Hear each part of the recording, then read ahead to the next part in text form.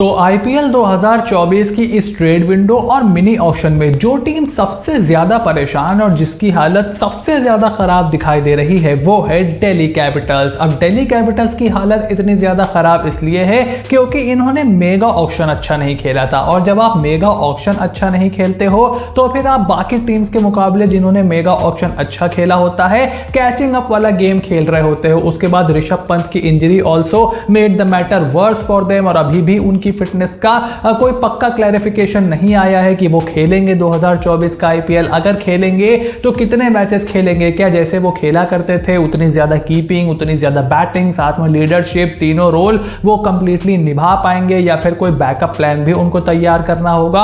और इसी बारे में हम डिटेल में बात करने वाले हैं कि आखिर अपनी आधी टीम जो उन्होंने रिलीज कर दी है उसकी जगह किन खिलाड़ियों को वो टारगेट करने वाले हैं, क्या उनकी ऑक्शन स्ट्रेटजी होनी चाहिए और किस तरीके से Delhi Capitals can bounce back. So make sure to click on the subscribe button, press the bell notification, become part of the family and watch this video till the end, because Delhi Capitals इस mini auction में जो भी करने का फैसला करती है उसका इंपैक्ट बाकी टीम के प्लान्स और बाकी टीम के पर्स पे भी यकीनन पड़ने वाला है। Now without any further delay, let's begin. तो सबसे पहले अगर Delhi Capitals के रिलीज खिलाड़ियों की तरफ नजर डालें तो इन्होंने झोला भर भर कर प्लेयर्स को रिलीज किया है। यहाँ पर रायली रोसो, चेतन साकरिया, रॉबमैन पावल, मनीष पांडे, फिल सॉल्ट, नागरकोटी, सरफराज और आमान खान जैसे खिलाड़ियों को इन्होंने रिलीज कर दिया है। चेतन साकरिया के रिलीज देख के बहुत सारे लोग सरप्राइज जरूर हुए हैं, but I am kind of happy with this move, because देखो चेतन साकरिया को ये 2 साल से बेंच पर ही बिठाए हुए थे और अब इनके पास मुकेश कुमार भी आ गए हैं, खलील भी वहां पर है, नॉर्किया भी वहां पर है, इवन गिडी भी वहां पर है।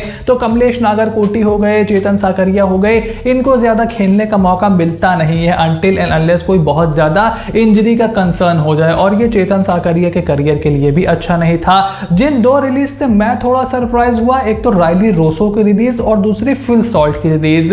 रॉबमैन पावल की रिलीज को भी आप थोड़ा सरप्राइजिंग मान सकते हो, बट लोअर मिडिल ऑर्डर में उस तरीके की परफॉर्मेंसेस उनसे नहीं आ रहे थे जिस तरीके की डीसी एक्सपेक्ट करती है। So I kind of get it, लेकिन रायली रोसो और फिल सॉल्ट की जो रिलीज है, जब भी दोनों को मौका मिला दोनों ने अच्छा परफॉर्म किया।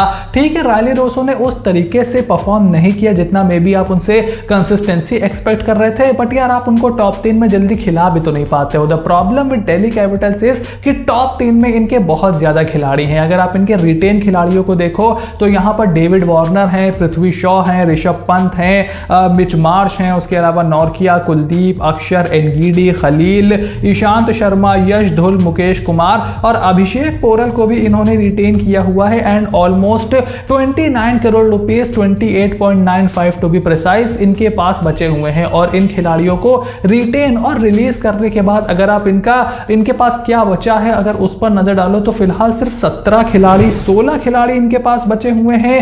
9 स्लॉट इनको अभी भी भरने हैं क्योंकि आप टोटल 25 खिलाड़ी रख सकते हो। 4 ओवरसीज स्लॉट भी इनके पास खाली है एंड 28.95 करोड़ रुपीस इनके पास है। तो तकरीबन 70% टीम ही इनकी अभी भरी हुई है, 60-70%, और 50% ओवरसीज खिलाड़ियों का कोटा भी इनके पास बचा हुआ है। तो ढेर सारी शॉपिंग यहां पर दिल्ली कैपिटल्स को करनी होगी।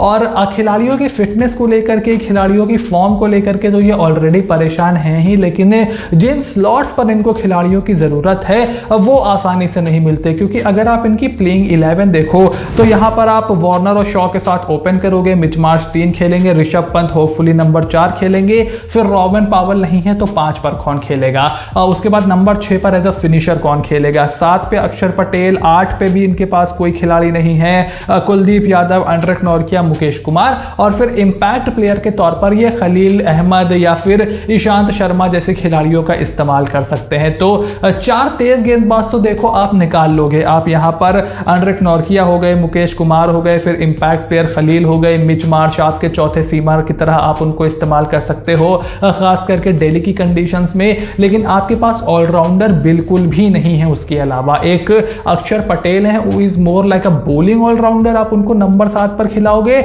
और नंबर 8 तक अगर आप इंपैक्ट प्लेयर के रूल के बावजूद नंबर 8 तक बैटिंग नहीं ला पा रहे हो तो मतलब आपकी टीम का जो सेटअप है वो पूरी तरीके से बिगड़ चुका है। और रिकी पॉन्टिंग के होते हुए ऐसा कैसे बार बार हो जाता है, that is also beyond me. और अब इन्हीं स्लॉट्स को भरने के लिए यहाँ पर दिल्ली कैपिटल्स को बहुत ज़्यादा मेहनत करनी होगी, क्योंकि अगर आप इस प्लेइंग 11 पर नज़र भी डालो तो इसमें बहुत सारे इंजरी प्रोन खिलाड़ी भी हैं, बहुत से खिलाड़ियों की फिटनेस स्टैंडर्ड्स पर सवाल हैं, इंक्लूडिंग पृथ्वी शॉ जिनके रिलीज होने की खबर तकरीबन पुख्ता हो गई थी। बहुत खिलाड़ियों से ट्रेड की बात भी चल रही थी, लेकिन जब दूसरा कोई अच्छा ओपनर इनको ट्रेड में नहीं मिला तब ऐसा माना जा रहा है कि इन्होंने पृथ्वी शॉ को रिटेन करने का फैसला किया। तो अब दिल्ली कैपिटल्स को यहां पर किन चीजों की जरूरत है? देखिए, सबसे पहले तो डीसी की नीड ये है middle order players in the playing 11, जो कि आसानी से मिलने वाले नहीं है, खास करके भारतीय मिडिल ऑर्डर खिलाड़ी, क्योंकि जो होते हैं उनकी डिमांड बहुत ज्यादा होती है, वो बहुत ज्यादा एक्सपेंसिव जाते हैं। और ओवरसीज खिलाड़ी आप नॉर्किया, वार्नर और मिच मार्श को ऑलरेडी खिला रहे हो, तो अगर आप एक और ओवरसीज खिलाड़ी बैटिंग में डाल देते हो तो फिर वो जो नंबर 8 का स्लॉट खाली पड़ा है वो आपको कैसे मिलेगा? दूसरी रिक्वायरमेंट इनकी ये है बॉलर्स हु कैन बैट। जैसे कि मैंने बताया कि नंबर 8 तक तो कम से कम एक ऐसा, कम से कम गेंदबाजी ऐसा रखो जो थोड़ी बहुत बल्लेबाजी करके आपको देते। पहले इनके पास शार्दुल ठाकुर हुआ करते थे, लेकिन जब शार्दुल ठाकुर को इन्होंने रिलीज कर दिया, उसी के बाद ही इंपैक्ट प्लेयर का रूल आ गया। तो शार्दुल ठाकुर अगर होते, हालांकि मेरे हिसाब से उन पर जरूरत से ज्यादा पैसा खर्च कर दिया था, इतने एक्सपेंसिव उनको लेने की कोई जरूरत नहीं थी, लेकिन उस टाइप का अगर कोई प्लेयर हो तो फिर भी ये थोड़ा बहुत काम चला सकते हैं। और तीसरी चीज इनको, जिसको मेरे हिसाब से सबसे ज्यादा जरूरत है, जो इनके इंजरी प्रोन खिलाड़ी हैं उनका बैकअप यहां पर तैयार करना दिल्ली कैपिटल्स के लिए बहुत ज्यादा जरूरी है। तो बजट आपको भले ही 29 करोड़ के आसपास का दिखाई दे रहा हो, लेकिन इस टीम को शॉपिंग यहां पर बहुत ज्यादा करनी है। तो अब इन रिक्वायरमेंट्स और नीड्स को पूरी करने के लिए दिल्ली कैपिटल्स किन खिलाड़ियों को टारगेट कर सकती है? देखो, मेरे हिसाब से Pat Cummins, Gerald Coetzee, Shivam Mavi और हर्षल पटेल, ये 4 ऐसे खिलाड़ी हैं जिनके पीछे दिल्ली कैपिटल्स जा सकती है। अब इसमें जेराल्ड कोज्जिया का मिलना बहुत ही ज्यादा मुश्किल है, और चलो आपने उन पर 10, 12, 15 करोड़ रुपए खर्च कर अगर उनको ले भी लिया तो क्या आप बाकी के 20 करोड़ में पूरी शॉपिंग कर लोगे? I really doubt that. तो जेराल्ड कोज्जिया को लेना इनके लिए बहुत ही मुश्किल होगा, हालांकि अपना बैनर खड़ा करने में कुछ जाता नहीं। हर्षल पटेल पहले इनके पास हुआ करते थे, क्या आपको उनकी बैटिंग पर इतना कॉन्फिडेंस है कि आप उनको नंबर 8 पर एज अ बोलिंग ऑलराउंडर खिला पाओ? ये भी इस टीम को देखना होगा। ऐसे में शिवम मावी एक ऐसे खिलाड़ी हैं जो कि मुझे बहुत ज्यादा इंटरेस्टेड लग रहे हैं दिल्ली कैपिटल्स के ज्वाइन करने में, क्योंकि देखो कमलेश नागरकोटी को इन्होंने रिलीज किया है, who can play some kind of the similar role, तो आप वहां पर शिवम मावी को ट्राई कर सकते हो। हालांकि उनकी भी इंजरी, उनकी भी फिटनेस को लेकर के सवाल तो देखो रहते हैं, बट एट दिस मोमेंट मैं ऐसे किसी खिलाड़ी को नहीं समझ पा रहा हूं अपार्ट फ्रॉम पैट कमिंस, जो नंबर 8 पर आपके लिए आकर के बोलिंग ऑलराउंडर का रोल अदा करे और आपको अच्छी ठीक ठाक बल्लेबाजी करके दे। पैट कमिंस को अगर आप खिलाते हो तो फिर Nortje, PAT Cummins, Mitch Marsh, Warner, तो मिडिल ऑर्डर में आप किसी भी ओवरसीज खिलाड़ी को नहीं खिला पाओगे। उसके बाद Daryl Mitchell, Harry Brook, KS Bharat और शाहरुख खान, ये 4 खिलाड़ी ऐसे हैं जो कि मेरे हिसाब से दिल्ली कैपिटल्स में अपनी जगह थोड़ी सी बना सकते हैं। देखो, सबसे पहले तो डैरल मिचेल और हैरी ब्रूक, ये 2 ऐसे खिलाड़ी हैं जो कि मिडिल ऑर्डर में दिल्ली कैपिटल्स का काम कर सकते हैं। और अगर ऋषभ पंत को इंजरी वगैरह रहती है, वो नहीं पूरे मैचेस खेल पाते, तो डैरल मिचेल जैसा एक अनुभवी खिलाड़ी नंबर 4 पर जो थोड़ी बहुत गेंदबाजी भी करके आपको दे सकता है, टफ सिचुएशन में रन बना सकता है, वो आपके लिए अहम रोल निभा सकता है। और पॉन्टिंग को, क्योंकि हैरी ब्रूक जैसे खिलाड़ी बहुत ज्यादा पसंद हैं, तो हैरी ब्रूक को भी ये उस मिडिल ऑर्डर रोल में देख सकते हैं। आई डोंट थिंक सो कि वो इतने महंगे जाने वाले हैं, 4-5 करोड़ तक आपको मिल जाने चाहिए। फिर केएस भरत के रूप में आपको एक बैकअप विकेट कीपर चाहिए ऋषभ पंत का। आई नो कि आपके पास अभिषेक पोरेल हैं, बट केएस भरत पहले आपके पास थे। पिछले साल जब पंत इंजर्ड हो गए तो आपकी टीम में एक को इंडियन विकेट कीपर था ही नहीं। Very poor planning for Delhi Capitals. तो आपको उसका एक बैकअप हमेशा अपनी टीम में रखना चाहिए, दिस इज कॉमन सेंस। तो केएस भरत को आप वापस खरीद लो, उनकी जगह उर्विल पटेल को भी ले सकते हो, लेकिन उर्विल पटेल कंपैरेटिवली केएस भरत से महंगे जा सकते हैं। तो मैं केएस भरत के साथ यहां पर जाऊंगा। दिल्ली की स्लो स्लगिश विकेटें होती हैं तो वहां पर कम से कम कीपिंग अच्छी आपको वो करके देंगे और रन वो बना सकते हैं, ऐसी बात नहीं है। थोड़ा कॉन्फिडेंस उनमें आप दिखाओ, अगर आप उनको नंबर 3 पर भेजते हो तो आप वहां पर उनसे काम निकलवा सकते हो। You just have to be smart about it. और शाहरुख खान एक ऐसे खिलाड़ी हैं जिनके लिए इस बार तगड़ा बिडिंग वॉर होने वाला है, क्योंकि देखो lower order Indian player 6 hitter आपको हर टीम में आसानी से मिलेगा नहीं। तो शाहरुख खान ऑलरेडी 9 करोड़ के थे।